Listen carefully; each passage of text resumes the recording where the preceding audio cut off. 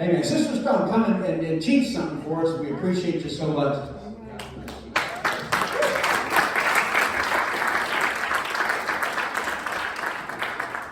It is an honor to be here. They've given me 15 minutes, and we'll try to keep to that. So if I go too long, he's supposed to wake me down and tell me to stop. But if it's good, keep going. Okay. Pastor gave me permission. But it is an honor to be here, an honor to speak. We absolutely love Brother and Sister Monroe.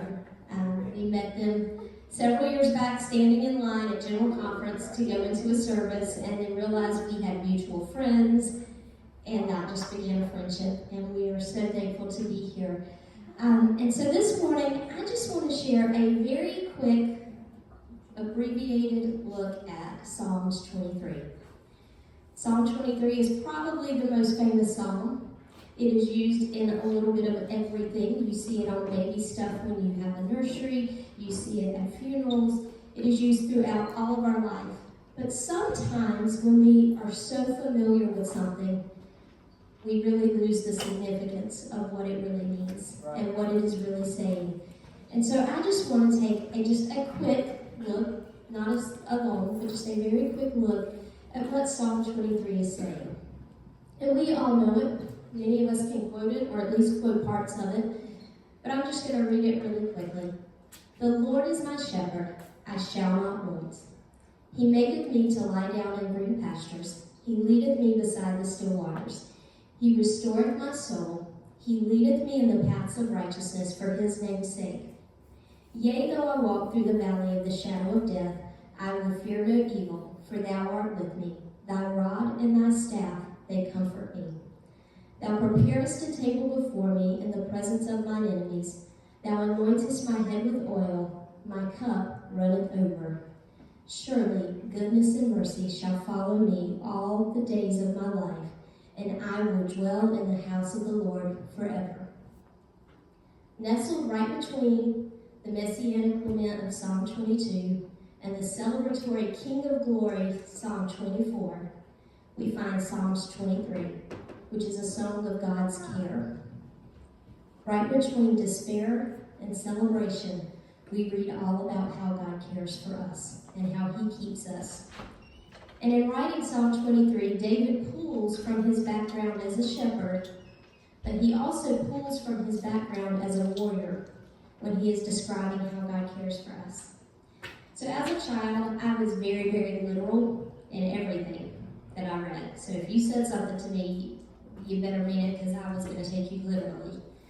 And when I first read that very first verse, the Lord is my shepherd, I shall not want, it did not make sense to me. Because in my mind, I was like, if the Lord is my shepherd, why would I not want him?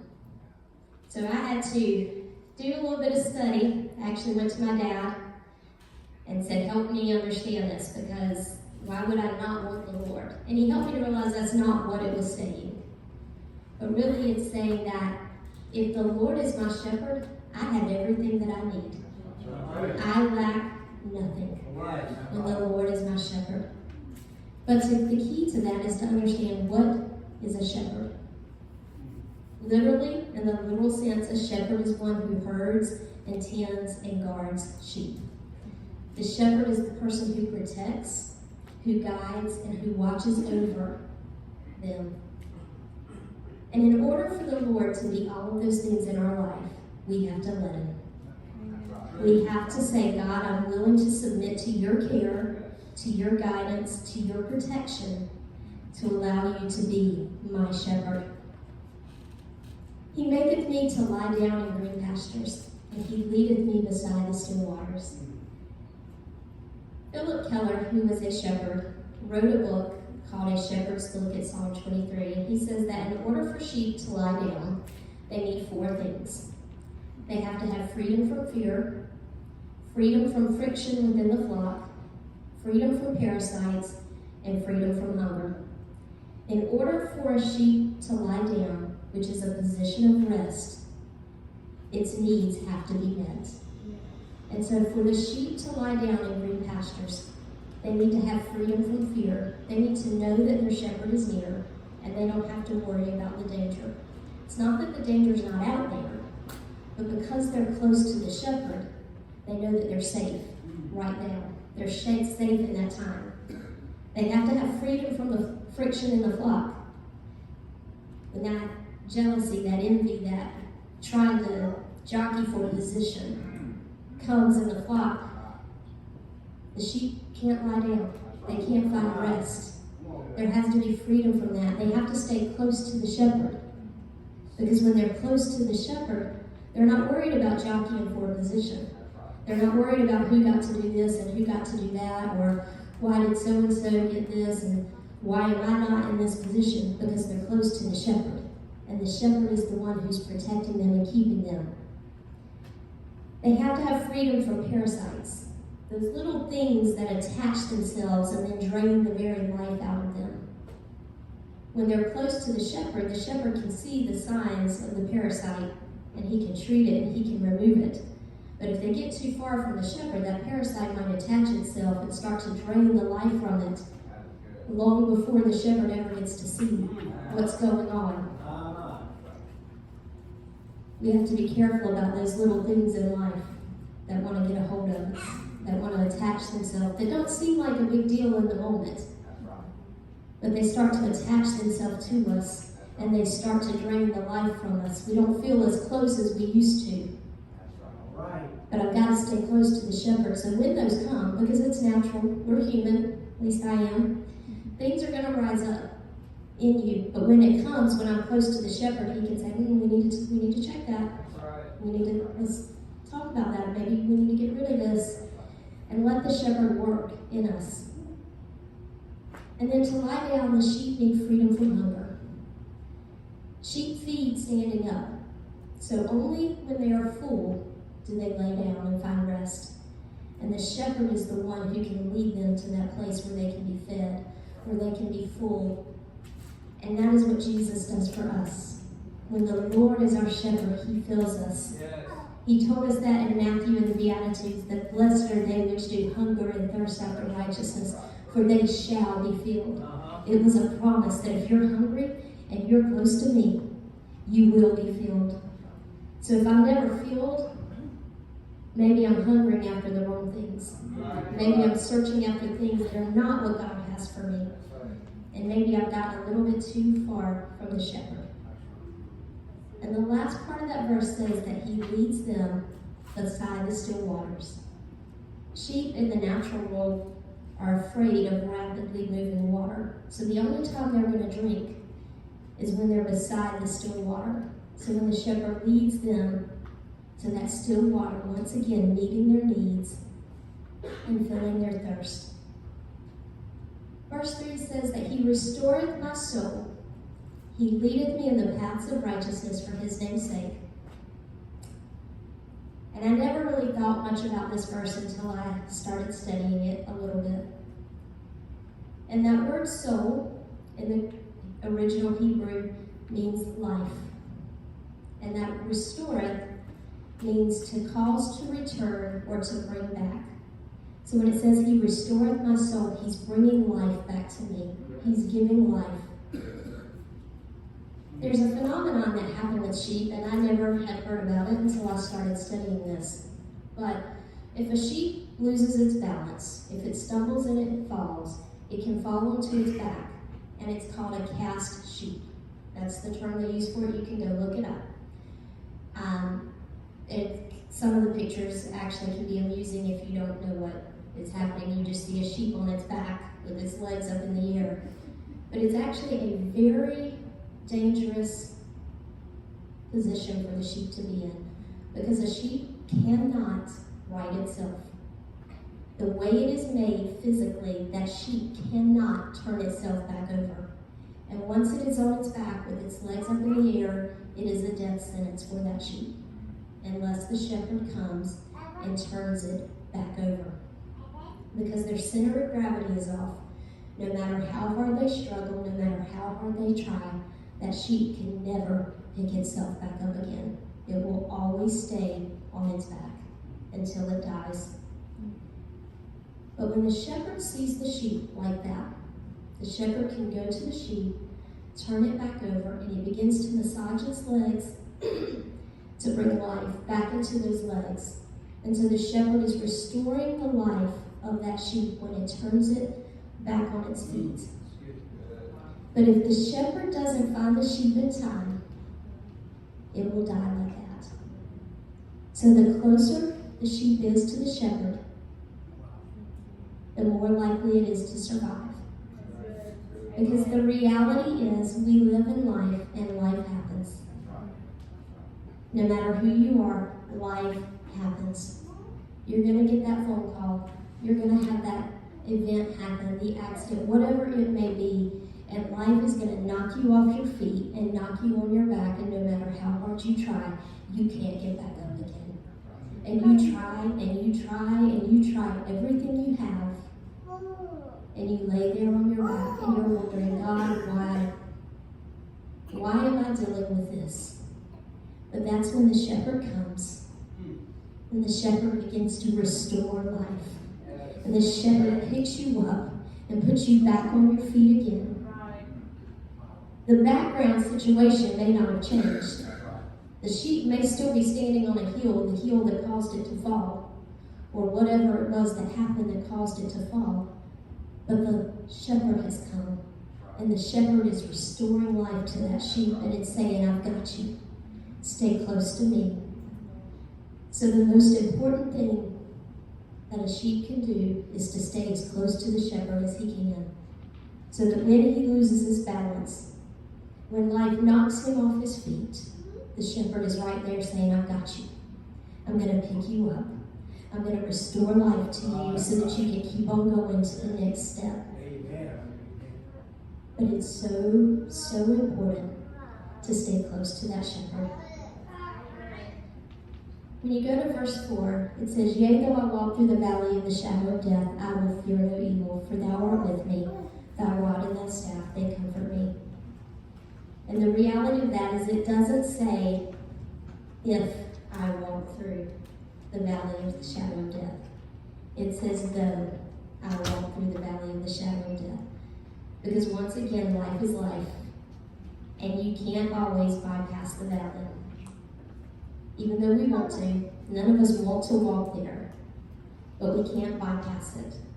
The key word here, though, is that it's through. I walk through that valley, which is a motion. I'm not stopping. I'm not setting up camp there. I'm not living there. But I'm continuing on in spite of the valley.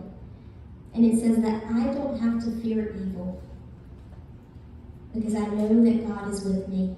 And then David mentions two very common shepherd tools here. He mentions the rod, which is a relatively short, heavy, club-like tool that was used to fight off predators and to direct the sheep.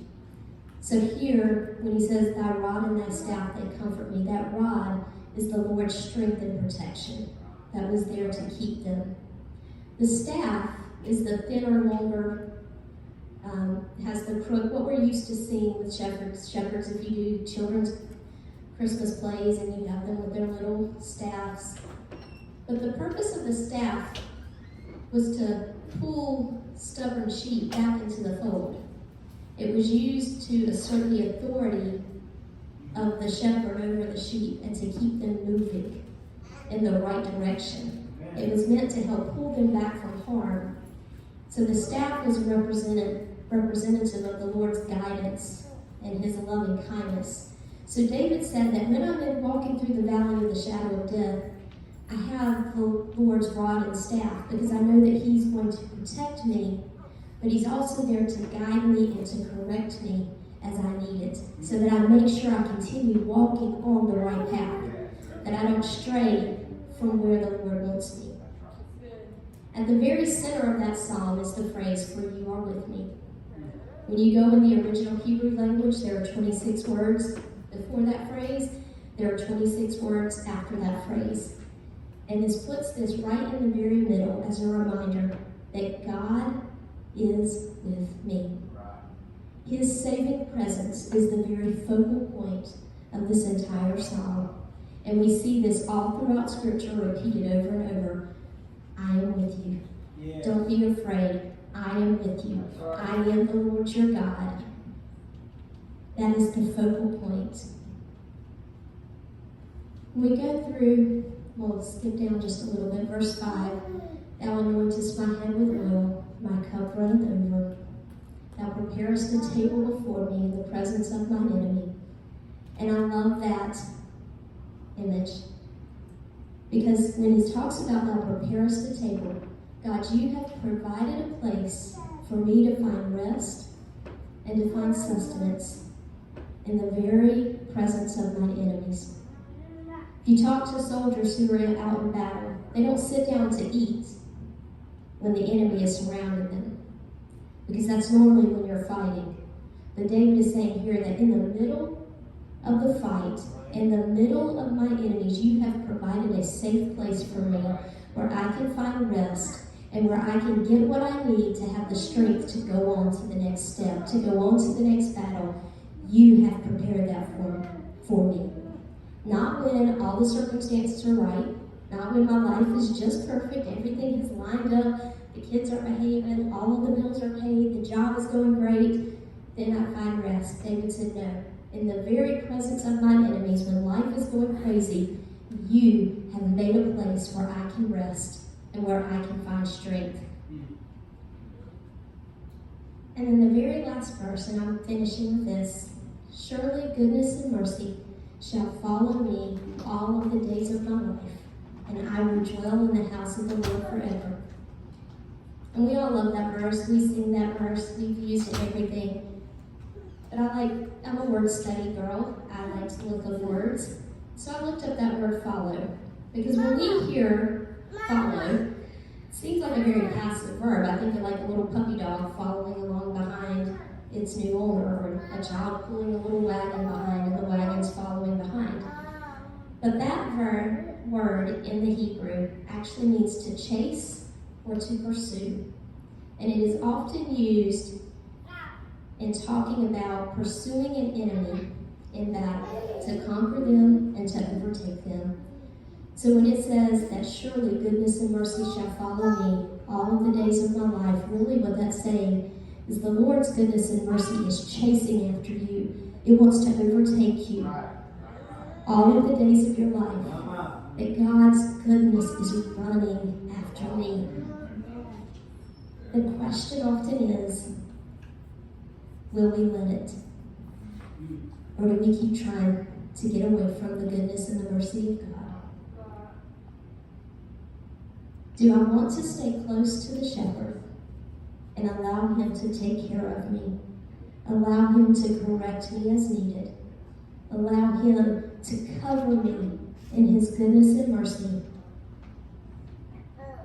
Or do I continue to run away from God because I want what I want? Do I trust God to be my God? Or do I just keep him on the side for when I'm ready? Life is life, and life is chaotic, and life happens. But when I'm close to my shepherd, then I don't have to worry, because I know that my God is in control, and that he is holding me, and he is keeping me. As I end, there's a song that I love. It says, Christ is my firm foundation. He is the rock on which I stand. When everything around me is shaken, I've never been more glad that I've put my faith in Jesus, because he has never let me down. I've still got joy in chaos, and I've got a peace that makes no sense. I won't be going under because I'm not held by my own strength. Because I've built my life on Jesus, and he has never let me down.